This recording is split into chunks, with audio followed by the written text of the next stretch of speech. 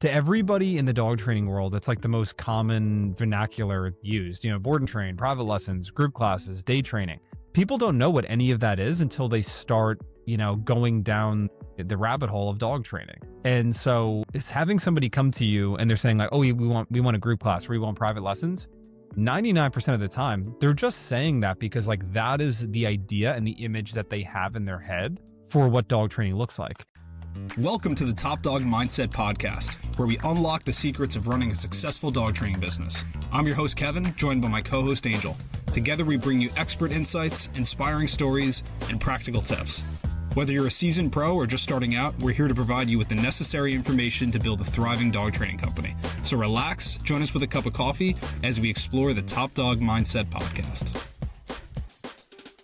Hey, what's going on, everybody? Kevin and Angel here from the Top Dog Mindset Podcast. And today we're going to be talking about a topic that we've been discussing quite frequently with a couple different clients. And that's the idea of just overqualifying leads, maybe just judging a book by its cover a little bit too harshly. And we can even go into pattern recognition and how that can serve you. And sometimes I think lead you astray if you're not really careful about interpreting what you're seeing from leads and stuff like that. So without further ado, let's jump into it. So I think the main thing from this that I've been seeing from people, especially with new clients, is people are so particular about who they should give their time to and not give their time to. And as I was saying before, I think pattern recognition is a good thing in life. I think being able to identify, hey, I had a nightmare client a couple of years ago, and this person is giving me like all the same red flags that person did that I ignored at the time. And it was really a bad idea.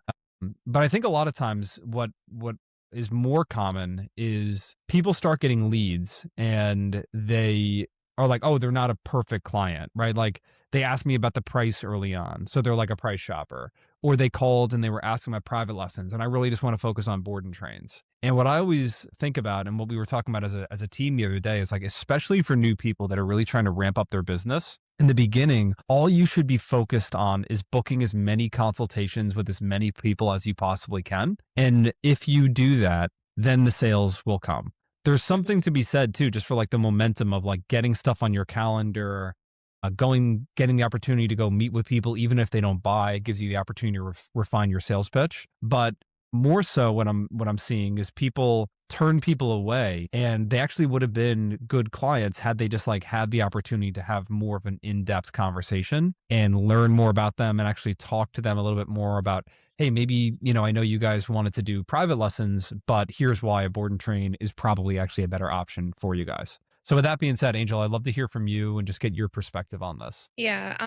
I feel like this can happen for a couple different reasons, but one of the things that I was thinking about is like burnout and really just being in a position in your business where you're just like tired, especially if you're just like a one-man show or one-woman show. And I don't think that most business owners would admit that. I feel like in most cases, people don't really admit to burnout or recognize the burnout until it's like really, really far into it. But I feel like that's one of the things that I've noticed is overqualifying leads when people are getting like really tired. And I say that because, it makes sense if you think about it. Like you're the only one doing everything in your business. So you kind of start getting in the habit of like, where can I cut back on some of these things, or where can I take back a little bit of my time? And then that starts turning into, well, I can take back some of my time by not driving so much and not going to consultations to people who are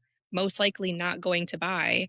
And so they start overqualifying leads. But I think it's really noticeable for us, especially like clients that we're talking to frequently. Like we have good relationships with our clients. We know how their processes normally are. We know how their sales process is and generally how they are on the phone and talking with people and all that kind of stuff. And so whenever we start to notice kind of a dip in things or, a slowdown in their communication or something like that, there's always something where we can tell like, okay, something is off with you. I know you well enough to know that something is slightly off. And then we start getting into those conversations and we hear those things like, no one's serious or everyone's just calling about pricing or this and that. And it's like, but I know you and I know that like last month or a couple months ago or pretty much for as long as you've been a client with us, these have never been issues. Mhm. You've always been really good at handling those conversations when people are asking about pricing constantly or when someone calls about private lessons, you end up selling them into board and trains. And so again, this is more so for us like we can recognize those patterns and help like steer people back on the right path, but that's one of the things that I've noticed is when people like really start getting tired and burnt out and stuff like that, that it happens. Or in other cases, you know, they have like two of the same conversations where they notice this pattern of people calling about something, whatever it is, and then they go and do a consultation and they don't sell. And it happens like one or two times. And then after that, they're like, okay, well, I don't want to do consultations with that type of person anymore. 100%. Yeah, and I just think that, it's really hard to do the same thing every day for the rest of your life, and I think that's where a lot of this comes from, is people are like, you just start trying to find ways to weed out the people who are not serious, and in an effort to do that, you end up cutting out people who are serious, but they just were not this like immediate lay down sale. And I think sometimes what really happens too is, you get like one quick win and somebody does buy over a quick phone call and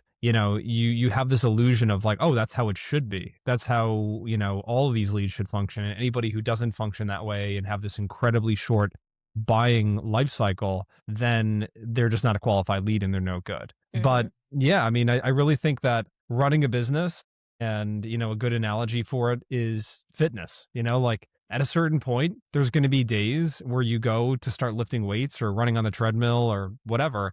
And you're like, this is excruciatingly boring. And this is like painful. I don't want to have to do this.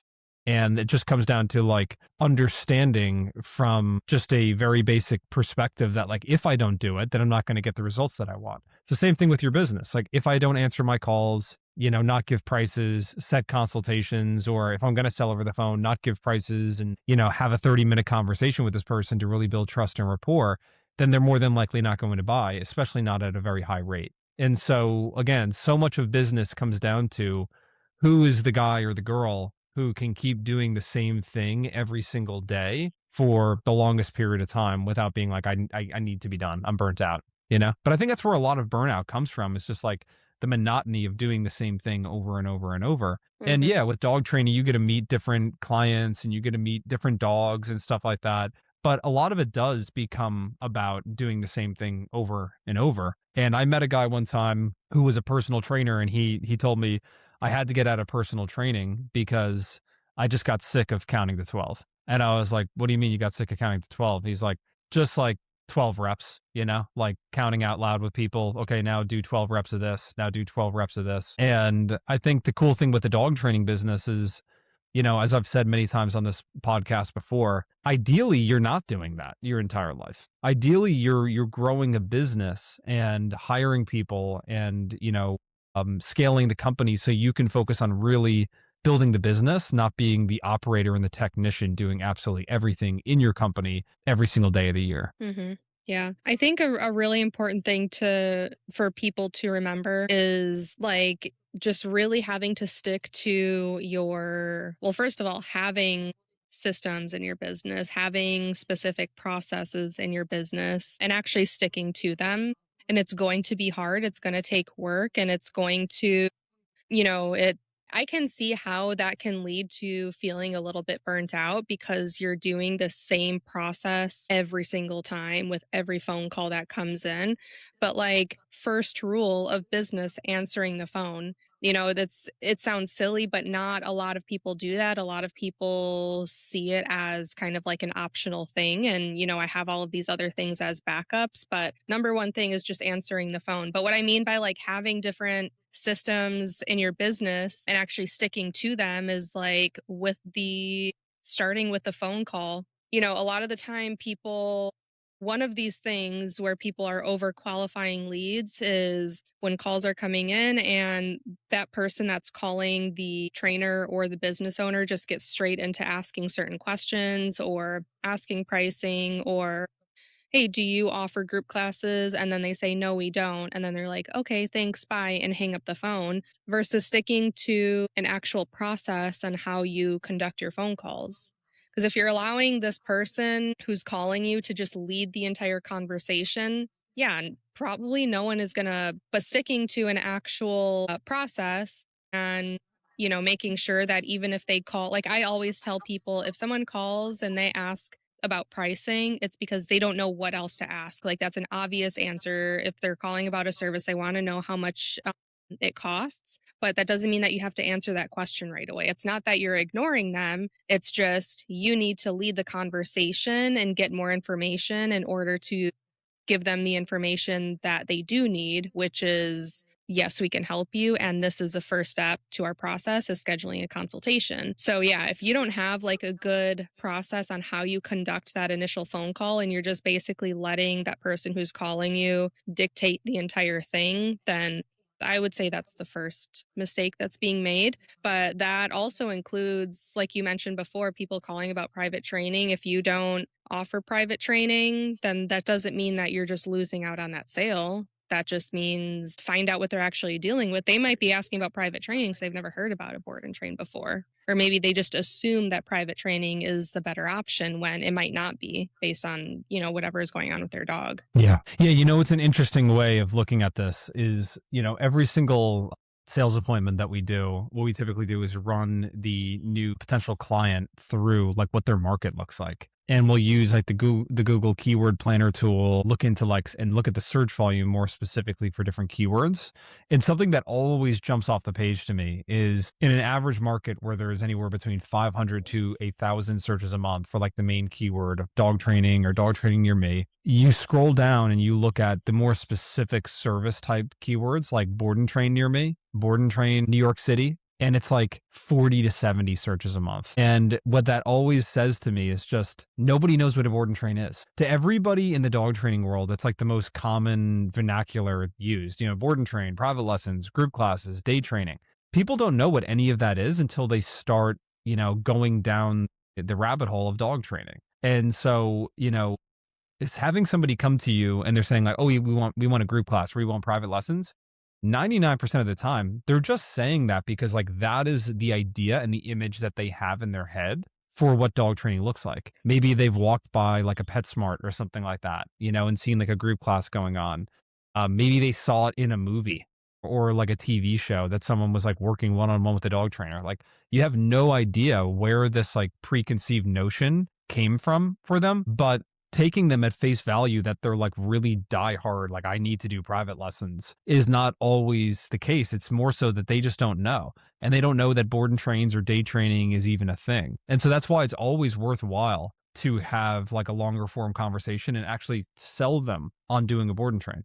Like it's right in the name, right? It's like that's what sales is. You have to sell them on the idea of why this is going to be better for them. You're not selling on something that isn't genuinely going to be better for them. You're selling them on something that is going to be the best option possible for themselves. But I just really think that's a fascinating thing that always reminds me every time I go through the keyword planner tool with all of our new clients is, yeah, like the search volume is just so much lower for keywords like that. Even like private training, private dog training, board and train, day training. The only thing that happens is somebody is going about their day, their dog does something that scares them, annoys them. There's more than likely a straw that broke the camel's back, and they pick up their phone and they Google dog trainer near me. So they're like high up in the funnel as far as like intent goes. There's obviously leads that are way, way colder than like Google leads and stuff like that. But the point is, they just start typing in and they're just going off of like their instinct of just like, I just need a dog trainer. That's all they're thinking to themselves. And so having or them asking you questions about pricing and your programs and stuff, it's too early on in the relationship to even worry about going into that over the initial phone call. And, Mhm. it's very easy as a business owner when you're the one doing everything. Take it from me as a guy, I know this very well. I have run multiple businesses that, you can start to get to this place where, yeah, like here's another one just asking about price. Here's another one that only wants this, and I don't really want to offer that. But you have to get yourself out of that mindset, because as soon as you get stuck in that mindset, you start looking at your clients like a burden instead of an opportunity. And, I would just kind of try and flip it on its head and use it as like almost kind of like a game and be like, let's see how many of these people can I actually, if I really give myself to this idea of selling them on what's going to be best for them, how many of these people will open up to that idea and actually be willing to move forward with a program that maybe they didn't even originally know about. You know what I mean? Yeah, I mean, you as the professional, it's your job to be the one to, diagnose the issue and let them know what is going to be the best option for them to help these issues or reach their goals. Just like with any other service, if trying to think of some crazy analogies, like going to like a personal trainer and being like, "Hey, how much is it for you for like training sessions or something like that because I want to lose some weight." And then they tell you, so you go do those training sessions, but really the real issue is your diet and you continue Hmm. with your diet. Like you're going to the professional to let them know what the issue is and how they can help you.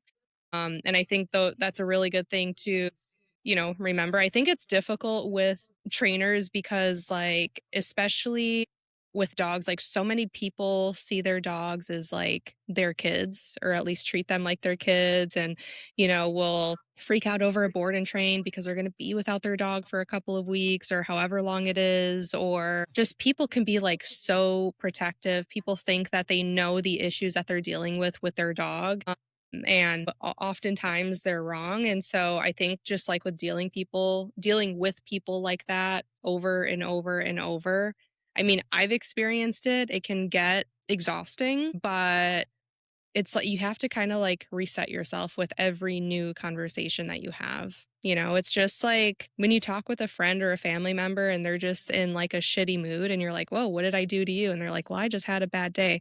That's fine, but you don't have to act like that to me. It's like you just have to reset yourself every time you have a new conversation. You can't be short with a client or be frustrated with a client or just write off this lead like someone who really needs help and you're overqualifying them and then just writing them off because maybe you've had similar conversations over that past week and you're just over it. People don't know what they don't know. All they Really know well is they said. have an issue and they just assume they need this when they might need another thing. And that's just your job, is being able to guide them to what they actually need. Yeah, yeah. I think what you're kind of getting at here is something that I experienced even like I feel like over the last week, week and a half, which is like, listen, don't take it so personally. At the end of the day, these people are just meeting you for the first time. Let's be honest, like it's way easier to be a little bit short and abrupt with somebody that you don't already have a relationship with. They don't have a relationship with you. They just found you on the internet, or even if they did just get your information from somebody else, like a referral or something like that, they don't know you yet. And so this is why it's so important to take the time. We always say to get to know them, but like it's a two-way street. It's like you're taking the time to get to know them, but you're also giving them the opportunity to get to know you, which is Hmm. equally as important, in building that trust. And so, yeah, I mean, just don't take it so personally if people like come along and they ask for price. Like you said before, they're just asking because they don't know what else to ask. And, I kind of had an epiphany on that like a year or so ago where it's like, wait a second, I do that. I ask for price. And it's like, there's gonna be people who give me the price, and then I probably won't buy from them. But the person that I talk to and he's like, or she is like, "Hey, let's take some time and just do me a favor and tell me a little bit more about like what's going on, what are you looking to accomplish, all that stuff." Regardless of the service. Like it doesn't matter if you're selling plumbing services, dog training, doesn't matter if you're selling securities, mutual funds, like it doesn't matter. That's going to happen in every single industry. Like you could be a financial advisor and somebody calls you, "Hey, I got your number off this website. How much does it cost to work with you?" They hear that all day long. Plumbers, "How much does it cost for me to get like my water heater swapped out?" They hear it all day long. Everybody hears this stuff all day long, and our clients hear it all day long. But it's just the difference in the people who succeed and the people who struggle and get like resentful at people doing that is Hmm. just being willing to, you know, just overcome the objection and move on and not judge a book by its cover and go like they're a bad lead because they asked that question. You know what I mean? Hmm. Yeah. Yeah. All right. Well, let's do this. Let's wrap it up for here just because I know that I have to run to another meeting, as do you. So, as always, I appreciate you guys listening to this. I hope you guys got some value out of this. And we will see you guys all very soon in the next one. See you guys. Bye, guys.